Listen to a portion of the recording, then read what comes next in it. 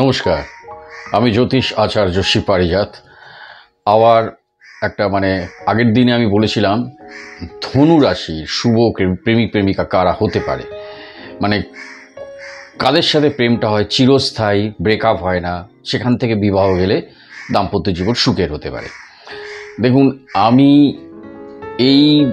যখন আমি চ্যানেলটা ওপেন করি তখন আমি বিবাহ সঙ্গী দিয়েই শুরু করেছিলাম, মানে কোন কোন রাশির সাথে। দেখুন, বিবাহ একটা না আর একটা জন্ম মানুষের, তাই এই জন্য বিবাহ এখন তো দেখুন, বিবাহ তো অনেকে আগেকার দিনে সম্বন্ধ করে দেখে বিয়ে হতো, কিন্তু এখন বিয়েটা বেশিরভাগ ক্ষেত্রেই প্রেম করাটা কোনো সমস্যা নয়। একটা প্রেম ছেলে মেয়ে এখন প্রত্যেকেই সবাই সাহসী, তাই তারা এটাও খারাপ না। আমি বলছি উপযুক্ত ছেলে মেয়ে বেছে নেওয়ার জন্য নিজেরা আগে প্রত্যেকেই পড়াশোনা করছে। মেয়েরাও আজকে শিক্ষিত, পড়াশোনা কলেজে যাচ্ছে, কম্পিউটার শিখতে যাচ্ছে, বিভিন্ন জায়গায় তারা চাকরি করতে যাচ্ছে, জব করতে যাচ্ছে। তাই তাদেরকেও ছেলেটা দেখে নেওয়া উচিত, ছেলে চুজ করে, এটার মধ্যে কোনো খারাপ কিছু নেই। আমি বলছি না বেশি আগে বাড়িয়ে, মানে ভারতবর্ষ এমনই একটা দেশ যেখানে ছেলেদেরই এসব ব্যাপারে ছোকছোকানি থাকবে, কিন্তু মেয়েদেরকে অনেকটা সাবধানে থাকতে হয়। কারণ চারপাশে যেভাবে মেয়েরা বেশি সাহসী হতে গিয়ে কী করবে, মেয়েদেরকে এখন চাকরি করতে বেরোতেই হচ্ছে। এ তো আগেকার দিন নয় যে ছেলেরা চাকরি করে মেয়েরা ঘরে থাকবে, ঘষে বসে রান্না করবে, ঘরের কাজ করবে।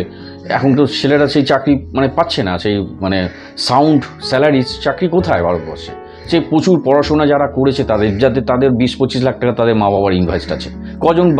কজন মা বাবা তার ছেলে মেয়েদের জন্য 20-25 লাখ টাকা ইনভেস্ট করে তখন তাকে একটা স্যালারি দিতে পারে ওই সময়কার মার্কেট প্রাইস অনুযায়ী, এই সময়কার বর্তমান 1-1.5 লাখ টাকা স্যালারি মাসে। তো সেটা তো সম্ভব নয়। তাই প্রত্যেকেরই ছেলেরা মোটামুটি কোনোরকম কাজ করছে 15-20 হাজারের মধ্যে, তাই মেয়েদেরও বেরোতে হচ্ছে। তারাও যদি 15-20 হাজার দুজনে মিলে একসাথে 40 হাজার টাকা, 35-40 হাজার, 50 হাজার টাকা হলে একটা চলে যাবে, সামঞ্জস্য ব্যালেন্স হয়ে যাবে। তো এই জন্যই মেয়েদের বেরোতে হয়। কিন্তু অদ্ভুত ভারতবর্ষ এমনই জিনিস যে মেয়েদেরকে চাকরি করতে বেরোতে হলেও ভারতবর্ষ যেহেতু সেক্সুয়াল ব্যাপারে কোনো এডুকেশন নেই, তাই পুরুষরা এখনও ভারতীয় ছেলেদের কাছে মেয়েরা একটা রহস্যের বস্তু। মেয়েরা যেন একটা রহস্য, মেয়েদেরকে তাদেরকে সবসময় দৈহিকভাবেই তাদেরকে চাহিদা। তাদের সাথে যে আমি তো বলি করি বন্ধুত্ব হয় খুব কম, কিন্তু বন্ধুত্বর পেছনে যেন ছেলেদের বেশি থাকে। এটা আমি নিজে ছেলে হয়ে বলছি। একটা যেন দৈহিক তাকে কামনা, দৈহিকভাবে, মানসিকভাবে তো জানি না কিন্তু এটা ঠিক নয়। এই জন্য চারপাশে দেখুন, টিভি খুললেই দেখুন একটা আইন, যেখানে আইন কলেজ, ল কলেজ, সেখানে একটা মেয়েকে রেপ হয়ে যেতে হয়। যেখানে একটা হসপিটাল বা একটা সরকারি হসপিটাল, সেখানে একটা ডাক্তারকে এইগুলো হচ্ছে কি শিক্ষার অভাব, এডুকেশনের অভাব, অ্যাকচুয়ালি প্রপার এডুকেশনের অভাব।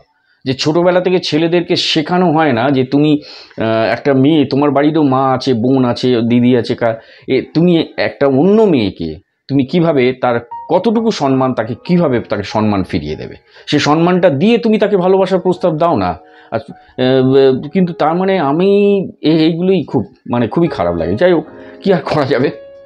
তো এই নিয়ে বলছি আজকে এই মকর রাশির, কিন্তু আমি যেটা ভূমিকাটা দিলাম মকর রাশির শুভ প্রেমিক প্রেমিকা, আমি কেন বলছি প্রেমিক প্রেমিকাগুলো, যাতে কি ওই রাশি টু রাশি হলে না তাদের প্রেমটা না চিরস্থায়ী হয়, এবং ছেলেটা মেয়েটা একে অপরকে করতে চায় না, চিটিং করতে চায় না, ভালোবাসার ক্ষেত্রে অন্তত।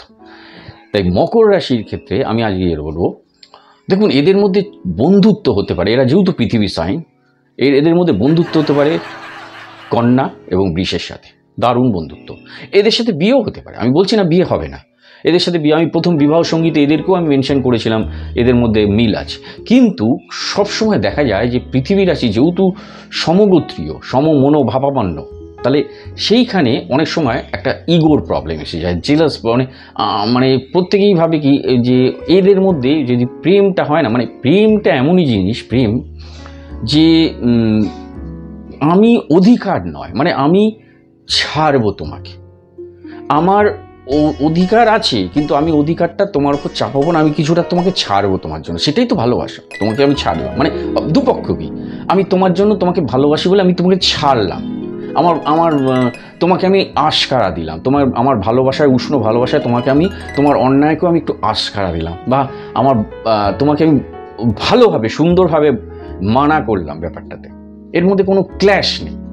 কিন্তু বৃষ, মকর এবং কন্যা এদের মধ্যে একই এতে আমি মানে প্রেম হতে পারে, ভালো বিয়ে, কিন্তু কেন ছাড়বো, কেন, এই যে ব্যাপারটা, এটাতে দাম্পত্য জীবনে একটু প্রবলেম আসতে পারে।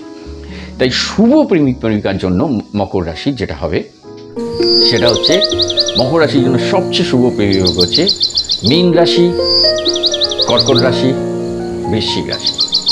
তাহলে মীন, কর্কট, বৃশ্চিক এরা হচ্ছে কিন্তু শুভ প্রেমিক প্রেমিকা মকর রাশির জন্য। কারণ এদের সাথে প্রেমটা যদি হয়, এদের সাথে প্রেম হয় চিরস্থায়ী, হয় হতে চায় না ব্রেকআপ। এদের মধ্যে মতের অমিল হয়, কিন্তু সেটা মানিয়ে নেওয়ার ব্যাপারটা আসে। আচ্ছা ঠিক আছে, ঠিক আছে, না না তুমি বলছো আমি ছেড়ে, না না না না না না না ঠিক আছে, ঠিক, মানে এই যে নেগোশিয়েটিভ, যেটা ওই বৃষ, মকর, কন্যার মধ্যে নাও থাকতে পারে। মনের মিল আছে, বন্ধুত্ব হতে পারে ওদের মধ্যে, বাট প্রেমটা কিন্তু এই মীন, কর্কট এবং বৃশ্চিকের সাথেই হওয়াটা বেশি ভালো, এবং সেটাই শুভ, এবং সেখান থেকে বিবাহে গেলে সেই দাম্পত্য জীবনটা অনেকটা সুখের হয়ে ওঠে। তো এই হলো। এবার বলবো মকর রাশির সাথে কিছুতেই মানে প্রেমতে যাওয়া উচিত না, মানে আঘাত পাবেই, প্রেম ব্রেকআপ হয়ে যাবে, ভালোবাসা এদের মধ্যে টিকবে না, এবং সেখান থেকে বিবাহ তো প্রশ্নই ওঠে না। মানে আপনি যদি মকর রাশিরা যদি আঘাত পেতে চায়, মানে কপাল খারাপ থাকলে, মানে কোনো জ্যোতিষীর কাছে অ্যাস্ট্রোলজি না জানলে বা অ্যাস্ট্রোলজি সম্বন্ধে কোনো আইডিয়া নেই, কপাল খারাপ থাকলে, আপনার দুর্ভোগ থাকলে আপনাকে জ্যোতিষীরও খোঁজ দেবে না, আপনি কোনো চ্যানেলে ক্লিকই করবেন না, কোনো দরকার নেই। মানে আপনার তো কপাল খারাপ আছে, দুর্ভোগ আছে, আপনি কী করে জানবেন এসব জিনিস? এগুলো জানার প্রশ্নই নেই। তাই আপনি অ্যাটেম্প করবেন, আপনাকে ঈশ্বর লিখে দিয়েছে আপনাকে দুর্ভোগ করাবে, এই বিবাহিত জীবনকে আপনাকে ছন্নছাড়া করে দেবে, ছাড়খাড় করে দেবে আপনার জীবনটাকে। এই পঞ্চম, ফিফথ থেকে প্রেম আসে, ভালোবাসা ফিফথ লট থেকে। তো ফিফথকে যদি ডিস্টার্ব থাকে, আপনি এইসব ব্যাপারে মানে এই চ্যানেল, এই যে দেখছেন আমার চ্যানেল বা যে কোনো আরও অনেক আপনি দেখবেনও না, কোনো যে না সব ফালতু, কী ফালতু সব মানে আপনার মানসিক। কিন্তু যখন আপনি করে ফেলে আঘাত পেয়ে যাবেন, আপনার জীবনে একটা বিপর্যস্ত এসে গেছে, তখন আপনি চ্যানেলের খোঁজ করে জানতে, মা তাহলে এরম ছিল। হ্যাঁ, তো সেই হচ্ছে ব্যাপার। আজকে বলবো সেইরকমই 3টে রাশি, মকর রাশির সাথে কখনোই প্রেমেও যাওয়া উচিত না, বিবাহিত নয়। সেটা হচ্ছে ধনু, মেষ এবং সিংহ। এই 3টে রাশির সাথে কখনোই না প্রেম না বিবাহ। ওকে, হ্যাঁ। তাহলে শুভ প্রেমিক প্রেমিকা, যেটা দিয়ে ভিডিওটা মেইন বিষয় ছিল, বলে দিই আবার আরেকবার। একটা হচ্ছে মীন, একটা কর্কট, একটা বৃশ্চিক। ঠিক আছে, আজ এই পর্যন্ত। নেক্সট বলবো কুম্ভ রাশির কারা কারা শুভ প্রেমিক প্রেমিকা, কোন কোন রাশি হতে পারে সেই নিয়ে আইডিয়া। থ্যাংক ইউ, নমস্কার, সকলে ভালো থাকবেন।